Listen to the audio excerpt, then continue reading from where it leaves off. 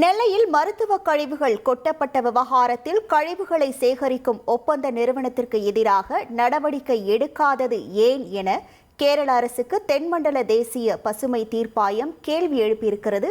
இது குறித்தான உலகமே ஆச்சரியப்படுற லெவலுக்கு கிராபிக்ஸ் எடிட்டிங்ல கலக்கணுமா? இருக்கவே இருக்கு Adobe Photoshop beginners course. Freedom ஆப்பை டவுன்லோட் பண்ணி கத்துக்கோங்க. விவரங்களோடு இணைகிறார் நமது செய்தியாளர் சுரேஷ். வணக்கம் சுரேஷ், இந்த வழக்கு குறித்தான முழு விவரங்கள்.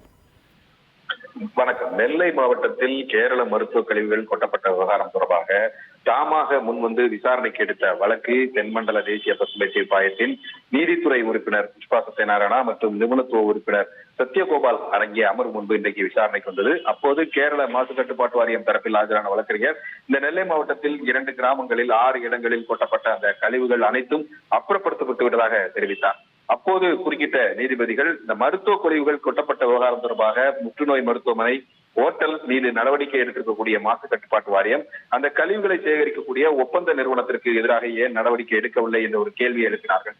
அதே போல தமிழக அரசு தரப்பில் ஆஜரான வழக்கறிஞர் மருத்துவ கழிவுகள் கொட்டப்பட்டதால் ஏற்பட்டுள்ள அந்த சுற்றுச்சூழல் பாதிப்புக்கு இழப்பீடு பெற்று தர வேண்டும் என்றும், இழப்பீட்டை வசூல் செய்வதற்கு கேரள அரசு எந்த ஒரு நடவடிக்கையும் எடுக்கவில்லை, மாறாக தொடர்ச்சியாக நோட்டீஸ் மட்டுமே அனுப்பி வருவதாகவும் தமிழக அரசு தரப்பில் குற்றம் சாட்டப்பட்டது. இதையடுத்து நீதிபதிகள் தமிழகத்தில் கழிவுகள் கொட்டப்படுவது தொடர்பாக இது 3வது வழக்கு. மத்திய மாசு கட்டுப்பாட்டு வாரியம் இது சம்பந்தமாக என்ன நடவடிக்கை எடுத்திருக்கிறது என்பது குறித்து அறிக்கை அளிக்க வேண்டும் என்று நீதிபதிகள் உத்தரவிட்டார்கள்.